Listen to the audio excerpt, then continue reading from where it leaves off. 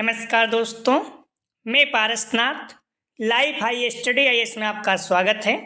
आज हम लोग राजा महेंद्र प्रताप सिंह राज्य विश्वविद्यालय अलीगढ़ के बीएड थर्ड सेमेस्टर एग्जाम 2023 जो 20 दिसंबर 2023 को एग्जाम होने जा रहा है, उसके लिए पेपर 304 अर्थात लिंग, विद्यालय एवं समाज या जेंडर, स्कूल एंड सोसाइटी का फुल प्रैक्टिस सेट 9 हल करेंगे। इसके टॉप 75 अति महत्वपूर्ण प्रश्न हल करेंगे। यहाँ से निश्चित रूप से एग्जाम में प्रश्नों के सेम टू सेम आने की संभावना है, इसलिए आप लोग वीडियो को पूरा देखिएगा। यह पेपर 40 अंक का होगा, 75 प्रश्न दिया रहेगा, 65 प्रश्न हल करना होगा आप लोगों को, अर्थात एक प्रश्न 0.61 अंक का होगा। समय 2 घंटे अर्थात 120 मिनट का होगा। इस पेपर में पास होने के लिए आप लोगों को कम से कम 16 अंक प्राप्त करना होगा, अर्थात 26 प्रश्न सही करना होगा। दोस्तों, प्रश्नों पर आएँ, लेकिन उससे पहले प्लीज़ आप लोग वीडियो को ज़्यादा से ज़्यादा शेयर कीजिए, जिससे सभी लोगों को लाभ हो सके। यदि आप लोग चैनल को सब्सक्राइब नहीं किए हैं, चैनल को सब्सक्राइब कीजिए तथा वीडियो को लाइक और शेयर जरूर कीजिए, इससे हमें मोटिवेशन मिलता है। आइए देखते हैं प्रश्नों को। पेपर 304 अर्थात लिंग, विद्यालय एवं समाज, gender, school and society, full practice set इसका 9 हल करेंगे। आप लोग ध्यान रखना, 8 प्रैक्टिस इसके पहले हल कर चुके हैं। यदि आप लोग नहीं देखे हैं तो डिस्क्रिप्शन में जाकर लिंक का प्लेलिस्ट जहाँ लिखा हुआ है इस जगह पे आप क्लिक करेंगे तो आप सारी वीडियो क्रम से मिल जाएगा, और इसके जस्ट नीचे इस जगह देखेंगे तो लिंक का प्लेलिस्ट ऑल पेपर दिया है, तो वहाँ पर आप क्लिक करेंगे तो सभी पेपर आपको क्रम से मिल जाएगा। ठीक है, तो आइए देखते हैं प्रश्नों को। आप लोग ध्यान रखना, एक शब्द बार बार आप लोग कर रहे हैं कि जो BD 305 है वो साथ साथ हो गए गैप रहेगा। ध्यान रखना, उसमें 2 पेपर है। पहला पेपर 11:30 बजे से 1:30 बजे के बीच में रहेगा, इस पॉइंट को ध्यान रखना आप लोग। जो पहला पेपर होगा 305 का 11:30 से, ठीक है, 11:30 से 1:30 तक होगा। क्लियर है? और दूसरा पेपर होगा 3 बजे से 5 बजे तक होगा। ठीक है, तो इस पॉइंट को आप लोग ध्यान रखना, अर्थात लगभग 2 डेढ़ घंटे का टाइम रहेगा। ठीक है, तो ये पहला पेपर होगा, 1.5 घंटे बाद दूसरा पेपर होगा, क्योंकि आपको भी पता है 3 शिफ्ट में पेपर हो रहा है, एक 8 से 10, 11:30 से 1:30 और 3 से 5। तो आप लोगों को सेकेंड और थर्ड शिफ्ट में है। ठीक है, तो अब आप लोग कन्फ्यूज मत होना। जो पेपर 305 का होने वाला है पेडागोजी का, उसमें पहला पेपर 11:30 से 1:30 बजे तक रहेगा। क्लियर? उसके बाद फिर आपका 3 से 5 रहेगा, तो क्लियर हो जाएगा। ठीक है, आप लोग कंफ्यूज नहीं होना। तो 2 पेपर है, दोनों में 1.5 घंटे का टाइम है, गैप है। ठीक है, पहला 11:30 से 1:30 बजे तक होगा, उसके बाद फिर दूसरा 3 से 5 बजे तक होगा। क्लियर है? आइए देखते हैं प्रश्नों को। आप लोग ध्यान रखना, जैसे पिछला वीडियो हम लोगों ने जो 5 टेस्ट बनाए थे उसमें से कई वीडियो आए हुए हैं, कई प्रश्न सेम टू सेम आए हैं, कुछ लोग बोल रहे हैं नहीं आए हैं। तो एक बार आप लोग अच्छे से उसको पढ़ेंगे तभी आपको पता चलेगा सेम टू सेम आया है कि नहीं। एक कोशिश करते हैं, उम्मीद करते हैं, जरूर नहीं सब आ ही जाए, क्योंकि हर पेपर, सारा पेपर आपको पता है पहली बार हो रहा है, तो किसी भी चीज़ का गेस्ट पेपर आना आसान नहीं होता है, बट कोशिश किया जाता है। ठीक है, लेकिन अगर आप अच्छे से पढ़े हैं, थोड़ा सा अगर अपना खुद कॉमन सेंस यूज करेंगे तो निश्चित रूप से आपके पेपर अच्छे होंगे, और हो भी रहे हैं बच्चों को। ठीक है, तो आप लोग इस उम्मीद में रहें कि सारे प्रश्न बहुत ज़्यादा फंसेंगे। जैसे पहले फंसते थे तो थोड़ा सा उम्मीद कम कर सकते हैं, लेकिन जो 4th सेमेस्टर रहेगा उसमें से फंसेगा, क्योंकि उसमें से कई पेपर ऐसे हैं जो पहले थे। और जैसे भी जेंडर, स्कूल एंड, इसी की बात हम लोग कर रहे हैं, जेंडर, स्कूल एंड सोसाइटी का, इसका पेपर बहुत कम लोग रखते हैं, जबकि सेकंड ईयर में पेपर था, ये 205 में था, ऑप्शनल में था, बहुत कम लोग रखते थे, तो इसका क्वेश्चन पेपर मिल भी नहीं पा रहा है, तो कहाँ से गेस करेगा कोई। बट हम लोग उम्मीद करते हैं कि अच्छा पेपर होगा आप लोगों को, आप लोग मेहनत किए हैं, निश्चित रूप से इसी में से प्रश्न आएगा। ठीक है, तो ध्यान रखना, एक प्रश्न था जिसमें संदेह था थोड़ा सा, पहले आप लोग इसको देख लीजिए। ठीक है, 1884 का रखमाबाई मुकदमा किस पर केंद्रित था? ये महिलाओं का शिक्षा पाने का अधिकार, भी सहमति की आयु, सी दाम्पत्य अधिकारों का प्रतिस्थापन, डी उपयुक्त सभी। तो ध्यान रखना, 1884 का रखमाबाई मुकदमा किस पर केंद्रित था?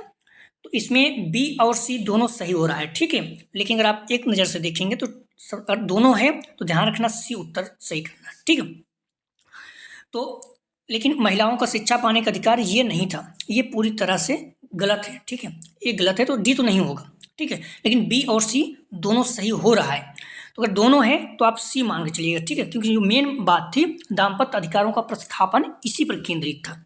ठीक है, 1884 का रखमाबाई का जो मुकदमा था ये दाम्पत्य अधिकारों का प्रत्यास्थापन ही था। क्लियर है आप लोग? क्योंकि उनकी जब शादी हुई थी 11 साल के थे और उनके हस्बैंड जो थे 19 साल के थे, तो न समझ थे, तो इसलिए उन्होंने इस विवाह को चुनौती दी कोर्ट में। ठीक है, तो इस पॉइंट को आप लोग ध्यान रखना। तो इसमें क्योंकि हम लोग पहले हल कर चुके थे, डी किए थे जो कि गलत है, इसमें सी सही रहेगा, और अगर सी नहीं है बी सही होगा। ठीक है, क्योंकि बी और सी दोनों सही है, लेकिन जब दोनों रहेगा विकल्प रहेगा तो ध्यान रखना सी आप सही करना, तो कंफ्यूज नहीं होना। ठीक है, अगर बी और सी दोनों है, किसी एक को चयन करना है तो सी सही करना, अगर दोनों का विकल्प रहेगा बी और सी दोनों, तो दोनों सही करना है। ठीक है, लेकिन ए वाला गलत है। तो क्लियर हो गया। रखमाबाई का 1884 का रखमाबाई मुकदमा किस पर केंद्रित था? तो दाम्पत्य अधिकारों का प्रस्थापन। रखमाबाई को औपनिवेशिक भारत में पहली महिला चिकित्सक थी। वह कानून मामले में शामिल थी जिसने आयु अधिनियम 1891 को अधिनियमित करने में योगदान दिया। भीखाम जी 1885 में शादी के 12 वर्ष के बाद वैवाहिक अधिकारों का पुनर्स्थापन की मांग की थी। रखमाबाई ने उस पुरुष के साथ रहने से इनकार कर दिया जिससे उसकी शादी एक बच्ची के रूप में हुई थी, और उस समय उन्हें बेहतर नहीं जानती थी। तो कुल मिला के यही था कि हम जिससे शादी चाहें तोड़ सकते हैं। अगला पहला प्रश्न है, आप लोग ध्यान रखना, प्रश्नों को थोड़ा सा ध्यान रखिएगा, महत्वपूर्ण प्रश्न रखे गए हैं। उम्मीद है कि निश्चित रूप से एग्जाम में आपके प्रश्न आएंगे। पहला प्रश्न है, 4 वर्ष के राहुल को एक गुड़िया उपहार में मिलने पर वह बोला मैं इसका क्या करूंगा? लड़के गुड़िया से नहीं खेलते, या क्या दर्शाता है? तो 4 वर्ष के राहुल को एक गुड़िया उपहार में मिलने पर वह बोला मैं इसका क्या करूंगा? लड़के गुड़िया से नहीं खेलते, या क्या दर्शाता है? ये लैंगिक प्रासंगिकता बी, लैंगिक पक्षपात सी, लैंगिक रूढ़िवादिता डी, लैंगिक समता। तो ध्यान रखना सही जवाब हो जाएगा इसका सी, लैंगिक रूढ़िवादिता। परिवार में जैसे माहौल रहता है उसी तरह से बोला जाता है। ठीक है, लोग कहते हैं कि लड़कियों तो क्यों रोते हैं, तो सारी चीज़ें आप लैंगिक रूढ़िवादिता है। ठीक है, नैरो माइंड है आपका, क्योंकि सब चीज़ें बदल चुकी है समाज में। तो 4 वर्ष के राहुल के गुड़िया उपहार में मिलने पर बोलता है मैं इसका क्या करूंगा? लड़के गुड़िया से नहीं खेलते, तो क्या दर्शाता है? लैंगिक रूढ़िवादिता। अगला प्रश्न है, वे कौन से कानून हैं जो परिवार से संबंधित मामलों से निपटते हैं? ये पारिवारिक कानून भी, धार्मिक कानून सी, सामुदायिक कानून डी, राज्य के कानून। तो वे कौन से कानून हैं जो परिवार से संबंधित मामलों से निपटते हैं या निपटाते हैं? सही जवाब हो जाएगा ए, पारिवारिक कानून। अगला प्रश्न है, स्थानीय सरकारी निकायों, पंचायतों और नगर पालिकाओं में कितनी सीटें महिलाओं के लिए आरक्षित है? सही जवाब हो जाएगा, ध्यान रखना 3 का बी, 1/3, 1/3। ठीक है, प्लीज़ आप लोग वीडियो को लाइक और शेयर कीजिए। कॉलेज ग्रुप दोस्त यार जो भी हैं, जहाँ आप एग्जाम देने जा रहे हैं वहाँ जो बच्चे इस चैनल के बारे में नहीं जानते उन्हें बताइए।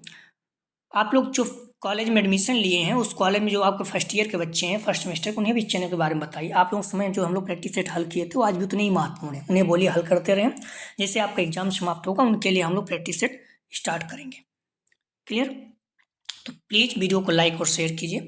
और कुछ बच्चे कमेंट करते हैं कि आप शुद्ध पढ़ नहीं पाते हैं। जब आप 12-1 बजे वीडियो बनाते हैं तो उसमें इतना माइंड काम नहीं करता, सारा दिन थका रहता है इंसान, तो कभी कभी दिमाग काम नहीं करता। इस पॉइंट को भी ध्यान रखिए। तो कुछ शब्द त्रुटि हो जाती है हिंदी पढ़ने में, तो इसका मतलब ये नहीं कि कुछ भी बोलिए। ठीक है, तो आप लोग पढ़ लीजिए शुद्ध जो भी रहता है। आप जो मेन चीज़ है, प्रश्न आप लोग गेस करके जाएं कि क्या सा प्रश्न आ सकता है।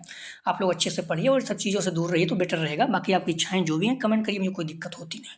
ठीक है, 1 बज रहा है, 1:30 बज रहा है, अगर आप पढ़ रहे हैं कोई चीज़, दिन भर कुछ और भी काम किए हैं, थके हुए हैं, तो फिर बहुत ज़्यादा माइंड सेटअप काम नहीं करता है। हर कोई सोना चाहता है, बस आप लोग जुड़े हैं, अच्छा लगता है इसलिए वीडियो बनाते रहते हैं। किस महिला स्वतंत्रता सेनानी ने, प्रश्न है, किस महिला स्वतंत्रता सेनानी ने भारत छोड़ो आंदोलन में भाग लिया था? ए अमरा आसफ अली, बी उषा मेहता, सी सुमिति मुरारी जी, डी उपयुक्त सभी। सही जवाब हो जाएगा डी उपयुक्त सभी। अगला प्रश्न है, AIWC किस सन में शुरू किया गया? ए 1927, बी 1930, सी 1932, डी 1934। सही जवाब हो जाएगा, ध्यान रखना ए 1927।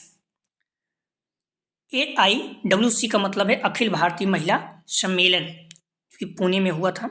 अगला प्रश्न है, लिंग शब्द किस भाषा से आया है? महत्वपूर्ण है, ध्यान रखना आप लोग। सही जवाब हो जाएगा ए लैटिन भाषा से।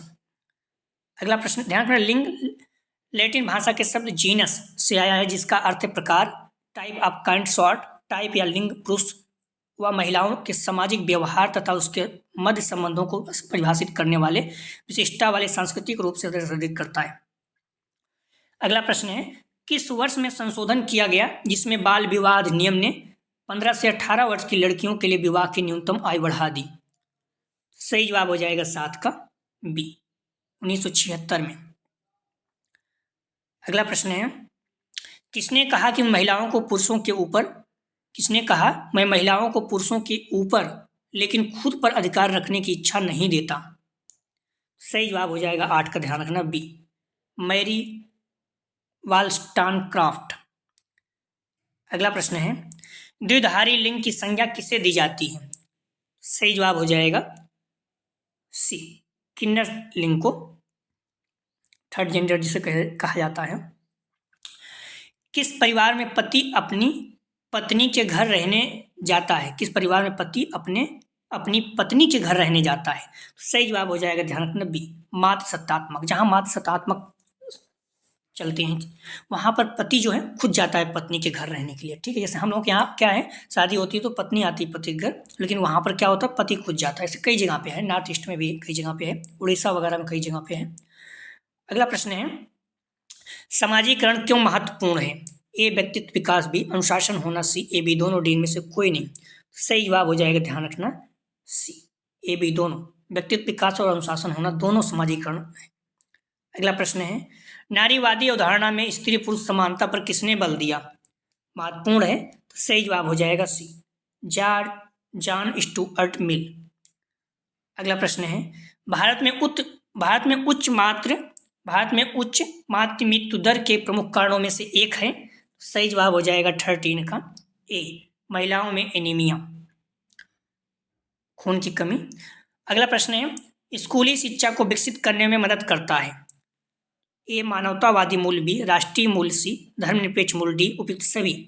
सही जवाब हो जाएगा डी, उपयुक्त सभी। अगला प्रश्न है, निम्न में से लिंग की विशेषता नहीं है। सही जवाब हो जाएगा 15 का, ध्यान रखना, सी, पुरुष और महिला के बीच शारीरिक अंतर। अगला प्रश्न है, निम्न में से कौन सा समाजीकरण का एजेंट है? ए, स्कूल, बी, परिवार, सी, पीयर ग्रुप, डी, उपयुक्त सभी। सही जवाब हो जाएगा डी, उपयुक्त सभी।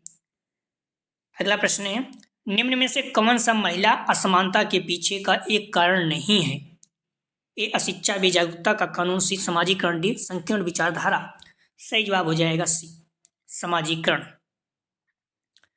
लैंगिक असमानता का तात्पर्य लैंगिक आधार पर महिलाओं के साथ भेदभाव से है। परंपरागत रूप से समाज में महिलाओं को कमजोर वर्ग के रूप में देखा जा रहा है। अगला प्रश्न है, निम्न में से कौन लिंग और शिक्षा पर एक सिद्धांत नहीं है? ए, समाजीकरण सिद्धांत, बी, पहचान संबंधी सिद्धांत, सी, संरचना सिद्धांत, डी, विघटनकारी सिद्धांत। सही जवाब हो जाएगा बी, पहचान संबंधी सिद्धांत ये नहीं है। अगला प्रश्न है, sex and temperament in 3 primitive societies पुस्तक लेखक कौन है? पुस्तक के लेखक कौन है? जो पुस्तक इसके लेखक कौन है? तो सही जवाब हो जाएगा, ध्यान रखना, sex and temperament in 3 primitive societies पुस्तक के लेखक कौन है? सही जवाब हो जाएगा, ध्यान रखना, ए, मीड है, महत्वपूर्ण है। अगला प्रश्न है, रचनावाद का जनक किसे कहा जाता है? तो सही जवाब हो जाएगा 20 का, ध्यान रखना, सी, जीन पियागेट या पियाजेट। अगला प्रश्न है, एक अच्छी पाठ्य पुस्तक किससे बचाती है? ए, लिंग पूर्वाग्रह, बी, लिंग संवेदनशीलता, सी, लैंगिक समानता, डी, सामाजिक जिम्मेदारी। सही जवाब हो जाएगा ए, लिंग पूर्वाग्रह से। जो नैरो माइंड जिससे हम लोग बात कर रहे थे, गुड़िया, लड़के गुड़िया से नहीं खेलते, तो एक अच्छी पाठ्य पुस्तक किससे बचाती है? लिंग पूर्वाग्रह से। अगला प्रश्न है, निम्नलिखित में से बेट्टी फ्रोडन ने कौन सी पुस्तक लिखी है? सही जवाब हो जाएगा 22 का, ए, द फेमिनिन मिस्टिक। अगला प्रश्न है, नारीवाद का आरंभ किस शताब्दी से माना जाता है? सही जवाब हो जाएगा, ध्यान रखना, ए, 20वीं शताब्दी से। 23 का सही जवाब हो जाएगा ए, 20वीं शताब्दी से। अगला प्रश्न है, डिकॉन्स्ट्रक्टिव थ्योरी किस दार्शनिक द्वारा प्रतिपादित की गई थी? सही जवाब हो जाएगा बी, जैक्स डेरिडा। अगला प्रश्न है, मुदालियर कमीशन का कौन सा कार्य क्षेत्र था? ए, संपूर्ण शिक्षा, बी, प्राथमिक शिक्षा, सी, माध्यमिक शिक्षा, डी, उच्च शिक्षा। सही जवाब हो जाएगा 25 का, सी, माध्यमिक शिक्षा। तो मुदालियर कमीशन का कौन सा कार्य क्षेत्र था? तो सी, माध्यमिक शिक्षा। भारत सरकार ने 23 सितंबर 1952 को डॉक्टर लक्ष्मण स्वामी मुदालियर की अध्यक्षता में माध्यमिक शिक्षा आयोग की स्थापना की। उन्हीं के नाम पर इसे मुदालियर आयोग कहा गया। बहुउद्देशीय विद्यालय खोलने का सुझाव किस आयोग के द्वारा दिया गया? तो मोस्ट इंपॉर्टेंट इसे रखिएगा, बहुउद्देशीय विद्यालय खोलने का सुझाव किस आयोग के द्वारा दिया गया? सही जवाब हो जाएगा बी, माध्यमिक शिक्षा आयोग। माध्यमिक शिक्षा आयोग ने बहुउद्देशीय विद्यालय की स्थापना की सिफारिश की। प्रथम पंचवर्षीय योजना के दौरान ऐसे विद्यालय खोलने में कुछ व्यवहारिक कठिनाइयों का सामना करना पड़ा। अगला प्रश्न है, कोठारी कमीशन की रिपोर्ट का क्या नाम है? और शिक्षा और राष्ट्रीय विकास, बी शिक्षा और रिपोर्ट, सी कोठारी कमीशन रिपोर्ट, डी भारतीय शिक्षा आयोग। कोठारी कमीशन रिपोर्ट का क्या नाम है? सही जवाब हो जाएगा ए, शिक्षा और राष्ट्रीय विकास। कोठारी कमीशन ने शिक्षा पर बजट का कितना % व्यय करने को कहा? महत्वपूर्ण में रखिए क्योंकि यह राजा महेंद्र प्रताप सिंह यूनिवर्सिटी में ही बीएड फर्स्ट ईयर में आ चुका है। ठीक है, तो कोठारी कमीशन ने शिक्षा पर बजट का कितना % व्यय करने को कहा था? सही जवाब हो जाएगा, ध्यान रखना बी, 6%। ठीक है, कोठारी कमीशन को और किस नाम से जानते हैं? तो इस पॉइंट को भी आप ध्यान रखना, तो आपको याद रहेगा, कभी नाम बदल के वो पूछ लेता है।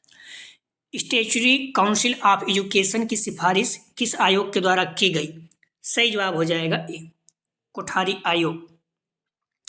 अगला प्रश्न है, राष्ट्रीय शिक्षा आयोग में अध्यक्ष सहित सदस्यों की संख्या बताइए। सही जवाब हो जाएगा ए, 17 थी। अगला प्रश्न है, श्री HL एल्विन किस समिति के अध्यक्ष थे? सही जवाब हो जाएगा सी, राष्ट्रीय शिक्षा आयोग के। अगला प्रश्न है, कोठारी आयोग ने अपनी रिपोर्ट को कितने खंडों में प्रस्तुत किया? सही जवाब हो जाएगा, ध्यान रखना 32 का सी, 4। कोठारी आयोग ने अपनी रिपोर्ट 4 खंडों में प्रस्तुत किया। ये थे सामान्य मुद्दे, शिक्षा के चरण, सिफारिश और कार्यक्रम, अतिरिक्त कागजात। अगला प्रश्न है, निम्नलिखित में से राष्ट्रीय शिक्षा आयोग के अध्ययन का क्षेत्र नहीं है? ध्यान रखना, नहीं है, महत्वपूर्ण हो जाता है। ए स्कूली शिक्षा, बी उच्च शिक्षा, सी प्रौद्योगिकी शिक्षा, डी बजट। कौन सा राष्ट्रीय शिक्षा आयोग का अध्ययन क्षेत्र नहीं है? सही जवाब हो जाएगा डी, बजट। अगला प्रश्न है, कोठारी आयोग की नियुक्ति का मुख्य उद्देश्य नहीं है? मुख्य उद्देश्य नहीं है, सही जवाब हो जाएगा 34 का, ध्यान रखना डी, विद्यालयों में नामांकन में वृद्धि करना। ये नहीं है, शिक्षा के संपूर्ण क्षेत्र की जांच करना, शिक्षा की गुणवत्ता का विकास करना, राष्ट्रीय शिक्षा प्रणाली का विकास करना, ये है। अगला प्रश्न है, यह कथन किस समिति का उद्घोष है? देश का भविष्य उसकी कक्षाओं में निर्मित हो रहा है। मोस्ट इंपॉर्टेंट रखिएगा, तो किस समिति का उद्घोष है अर्थात कथन है, कहना है कि देश का भविष्य उसकी कक्षाओं में निर्मित हो रहा है। ये राष्ट्रीय ज्ञान आयोग, बी मुदालियर आयोग, सी हंटर कमीशन, डी राष्ट्रीय शिक्षा आयोग। सही जवाब हो जाएगा 35 का, ध्यान रखना डी, राष्ट्रीय शिक्षा आयोग। ठीक है, अर्थात कोठारी आयोग।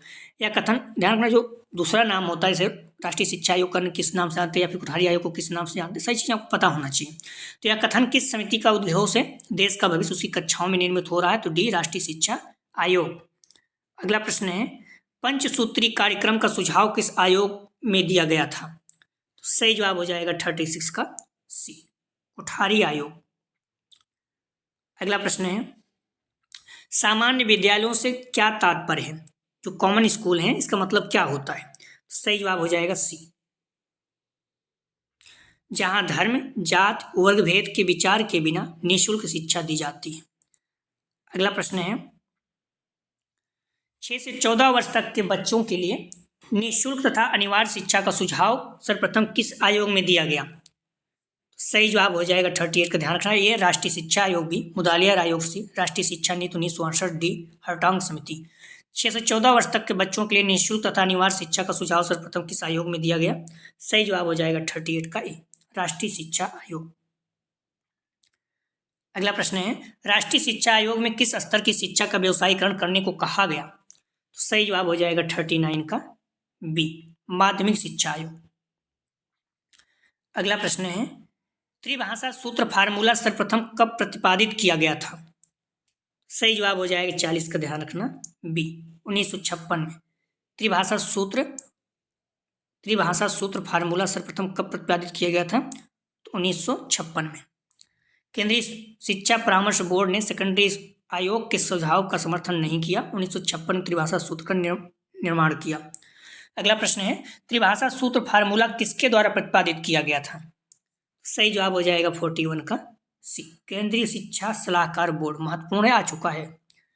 अगला प्रश्न है त्रिभाषा सूत्र फार्मूले को कब स्वीकार किया गया था? तो सही जवाब हो जाएगा डी 1968 में, ध्यान रखना।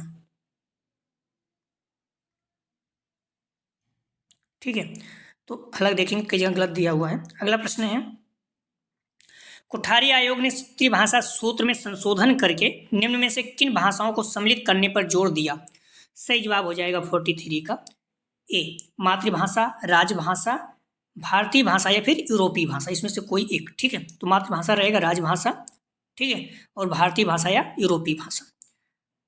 अगला प्रश्न है स्त्री शिक्षा की राष्ट्रीय समिति को अन्य किस नाम से संबोधित किया जाता है? ए श्रीमती हंसा मेहता समिति, बी स्वयं पित्रोदा, सी हेंग समिति, डी शेंडलर कमीशन। सही जवाब हो जाएगा 44 का ए श्रीमती हंसा मेहता समिति। स्त्री शिक्षा की राष्ट्रीय समिति को अन्य किस नाम से जाना जाता है? श्रीमती हंसा मेहता समिति। अगला प्रश्न है सभी अल्पसंख्यकों को चाहे उनका आधार धर्म हो या भाषा अपनी पसंद की संस्था स्थापित करने तथा प्रशासन करने का अधिकार हो गया, किस धारा में उल्लेख मिलता है? सही जवाब हो जाएगा बी धारा 3(1) में। अगला प्रश्न है अपव्यय तथा अवरोधन का विचार किस समिति ने दिया? सही जवाब हो जाएगा 46 का सी हर्टांग समिति ने। हर्टांग समिति ने किस सन में अपव्यय और अवरोधन की समस्या का उल्लेख किया? सही जवाब हो जाएगा ए 1927 में। अगला प्रश्न है शिक्षा पूरी किए बिना ही किसी स्तर से विद्यालय छोड़ देना क्या कहलाता है? शिक्षा पूरी किए अथवा शिक्षा पूरी किए बिना किसी स्तर से विद्यालय छोड़ देना क्या कहलाता है? सही जवाब हो जाएगा बी अपव्यय।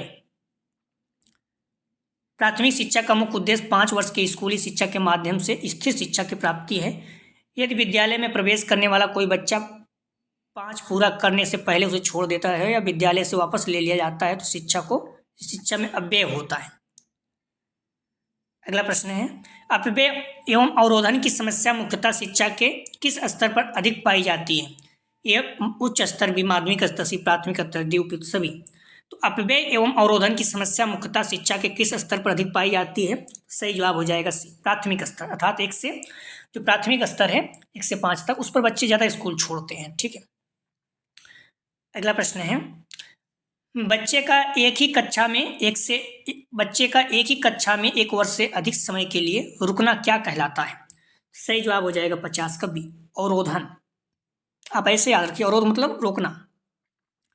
अगला प्रश्न है अवरोधन का अर्थ है 1 वर्ष से अधिक की अवधि के लिए एक ही कक्षा में एक बच्चे का प्रतिधारण को अवरोधन कहा जाता है। अगला प्रश्न है अपव्यय एवं अवरोधन के कारण है ये आर्थिक कारण भी, सामाजिक कारण, शैक्षिक कारण, डी उपयुक्त सभी।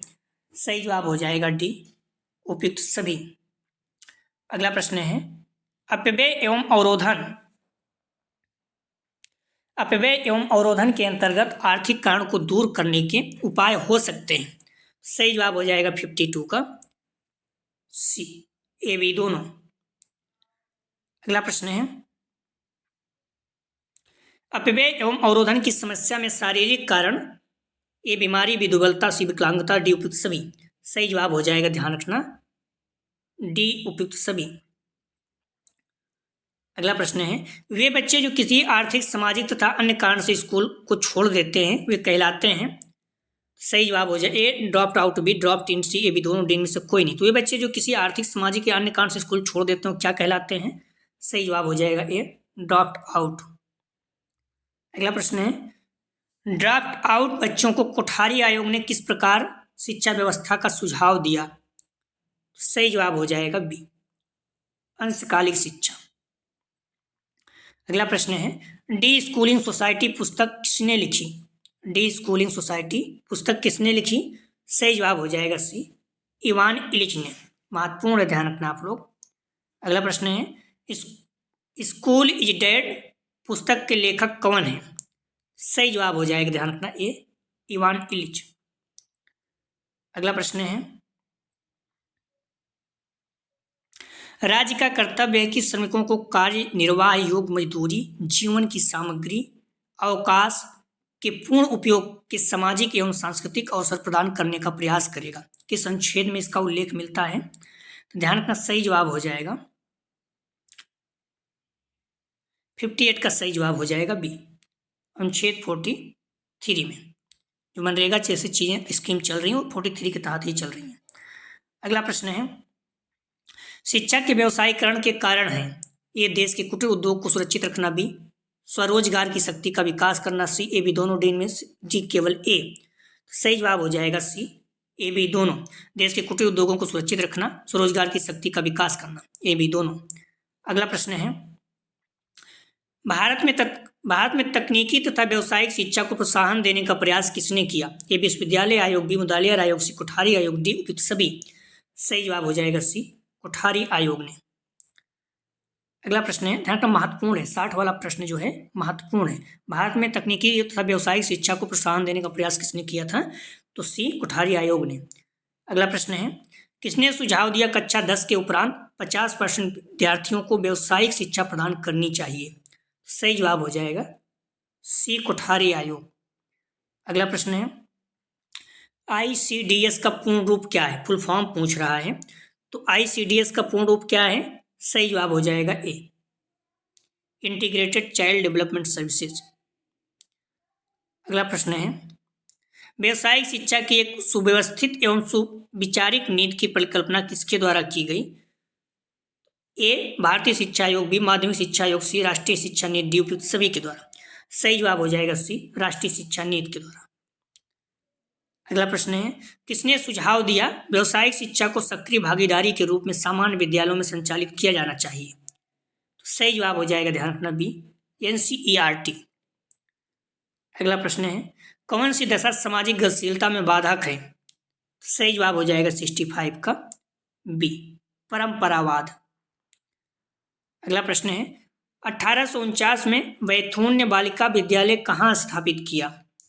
महत्वपूर्ण है, सही जवाब हो जाएगा डी, कोलकाता में। अगला प्रश्न है, 1904 में किसने बनारस में सेंट्रल हिंदू बालिका विद्यालय की स्थापना की? सही जवाब हो जाएगा डी, श्रीमती एनी बेसेंट ने। अगला ध्यान रखना, एनी बेसेंट एक प्रमुख ब्रिटिश थियोसोफिस्ट, समाज सुधारक और भारतीय राष्ट्रवादी थी, जिन्होंने 1904 में वाराणसी, जिन्हें पहले बनारस के नाम से जाना जाता था, केंद्रीय हिंदू बालिका विद्यालय की स्थापना की थी। अगला प्रश्न है, भारत का सर्वप्रथम महिला मेडिकल कॉलेज कब खोला गया था? सही जवाब हो जाएगा ए, सन 1916 में। अगला ध्यान रखना, Lady Harding medical college Bharat में नई दिल्ली में स्थित महिलाओं के लिए एक मेडिकल कॉलेज है। 1916 में स्थापित यह कॉलेज 1950 में चिकित्सा विज्ञान संकाय दिल्ली विश्वविद्यालय का हिस्सा बन गया। अगला प्रश्न है, भारत का सर्वप्रथम महिला medical college ladies Harding college कहाँ खोला गया था? सही जवाब हो जाएगा डी, दिल्ली में। अगला प्रश्न है, भारत में प्रथम महिला महाविद्यालय कब खोला गया था? सही जवाब हो जाएगा सन 1916 में। अगला प्रश्न है, शारदा अधिनियम 1929 किससे संबंधित है? सही जवाब हो जाएगा, ध्यान रखना, 71 का डी, बाल विवाह निषेध से। जो शारदा अधिनियम था ये बाल विवाह निषेध से था, ठीक है। शारदा अधिनियम बाल विवाह संबंधित है। 1929 में बाल विवाह निरोध अधिनियम ने पुरुषों और महिलाओं की न्यूनतम आयु 14 वर्ष और 18 वर्ष निर्धारित की थी, ठीक है। पहले कभी भी शादी किसी भी हो जाती थी तो महिलाओं की और पुरुषों की जो न्यूनतम आयु की गई थी 14 से 18 वर्ष, 14 और 18 वर्ष निर्धारित की गई थी, ठीक है। महिलाओं को 14 और पुरुषों के 18। इस कानून को शारदा अधिनियम के नाम से जाना जाता था। अगला प्रश्न है, शिक्षित स्त्री के बिना शिक्षित पुरुष हो ही नहीं सकता, या किसने कहा? सही जवाब हो जाएगा डी, राधा कृष्णन आयोग ने। अगला प्रश्न है, राष्ट्रीय महिला शिक्षा समिति 1958 का अध्यक्ष कौन था? सही जवाब हो जाएगा 73 का बी, श्रीमती दुर्गाबाई देशमुख। दुर्गाबाई देशमुख की अध्यक्षता में 1958 में राष्ट्रीय महिला परिषद की स्थापना की गई थी। अगला प्रश्न है, हंसा मेहता समिति 1962 किससे संबंधित है? सही जवाब हो जाएगा डी, पाठचर्या से। महत्वपूर्ण है। अगला प्रश्न है, हंसा मेहता समिति को 1962 में श्रीमती हंसा मेहता की अध्यक्षता में राष्ट्रीय महिला शिक्षा परिषद नियुक्त किया गया। इसका उद्देश्य शिक्षा के सभी स्तरों पर लड़कों और लड़कियों के लिए पाठचर्या के विधिकरण की सावधानीपूर्वक जांच करना था। अगला प्रश्न है, कस्तूरबा गांधी बालिका विद्यालय योजना कब से चलाई जा रही है? महत्वपूर्ण है, ध्यान रखना। सही जवाब हो जाएगा सी, 2004 से। ये प्रश्न पूछ चुका है Mahendra Pratap Singh BEd first year में, ठीक है। अगला ध्यान रखना, भारत सरकार 2004 में अनुसूचित जनजाति व पिछड़े वर्ग की बालिकाओं के लिए सुदूर ग्रामीण क्षेत्र तथा दूर दराज आवासीय उच्च प्राथमिक विद्यालय की स्थापना के लिए कस्तूरबा गांधी बालिका विद्यालय की योजना शुभारंभ किया गया था। अगला प्रश्न है, महिला समाख्या योजना को केंद्र सरकार द्वारा कब आरंभ किया गया? सही जवाब हो जाएगा बी, 1989 में। महिला समाख्या योजना ग्रामीण क्षेत्रों में खासकर सामाजिक और आर्थिक रूप से पिछड़े समूहों की महिलाओं की शिक्षा तथा उसके सशक्तिकरण के लिए 1989 में शुरू की गई थी। एनईपी 1986 के उद्देश्यों के अनुरूप लक्ष्य हासिल करने के लिए एक ठोस कार्यक्रम के रूप में इसकी शुरुआत की गई। अगला प्रश्न है, महिला समाख्या योजना किस आयोग के अनुपालन का स्वरूप बना? सही जवाब हो जाएगा सी, नई शिक्षा नीति 1986। महिला समाख्या योजना किस आयोग के अनुपालन का स्वरूप बना? तो नई शिक्षा नीति 1986। सामाजिक और आर्थिक तौर पर पिछड़े वर्गों के ग्रामीण क्षेत्रों में महिलाओं की शिक्षा और सशक्तिकरण के लिए राष्ट्रीय शिक्षा नीति के लक्ष्यों को प्राप्त करने के लिए एक निश्चित कार्यक्रम के रूप में राष्ट्रीय शिक्षा नीति 1986 के लक्ष्य के अनुसार 1989 में महिला समाख्या कार्यक्रम शुरू किया गया था। भारत की प्रथम महिला शिक्षिका किसे माना जाता है? सही जवाब हो जाएगा डी, सावित्रीबाई फूले। सावित्रीबाई पहली भारतीय महिला टीचर और प्रिंसिपल थी। सावित्रीबाई और उनके पति ने 1848 में भिंडेवाड़ा में पुणे में पहले आधुनिक भारतीय लड़कियों के स्कूल में से एक स्थापना की थी। अगला प्रश्न है, किसने कहा कि परिवार में लड़के की शिक्षा एक ही सदस्य की शिक्षा होती है, परंतु परिवार में लड़की की शिक्षा संपूर्ण परिवार की शिक्षा होती है? बहुत ही फेमस कथन है। किसने कहा कि परिवार में लड़के की शिक्षा एक ही सदस्य की शिक्षा होती है, परंतु परिवार में लड़की की शिक्षा संपूर्ण परिवार की शिक्षा होती है? सही जवाब हो जाएगा बी, जवाहरलाल नेहरू जी ने। अगला प्रश्न है, किस आयोग ने कहा कि स्त्रियों की वर्तमान शिक्षा उस जीवन में एकदम असंगत है जो उन्हें जीना होता है, या न केवल अव्यय है बल्कि एक अयोग्यता भी है? सही जवाब हो जाएगा बी, विश्वविद्यालय शिक्षा आयोग 1948-49। अगला प्रश्न है, तुम मुझे सुशिक्षित माताएं दो, मैं तुम्हें सुशिक्षित राष्ट्र दूंगा, यह कथन किसका है? सही जवाब हो जाएगा बी, नेपोलियन का।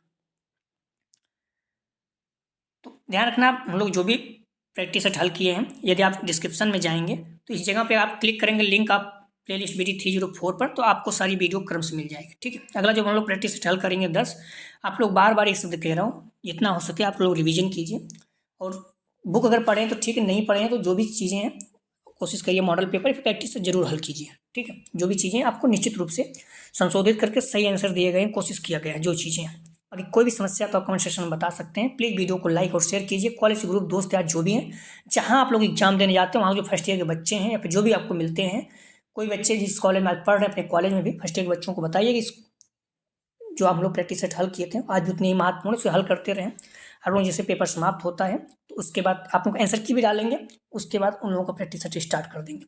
तो प्लीज़ वीडियो को लाइक और शेयर कीजिए। वीडियो देखने के लिए धन्यवाद दोस्तों।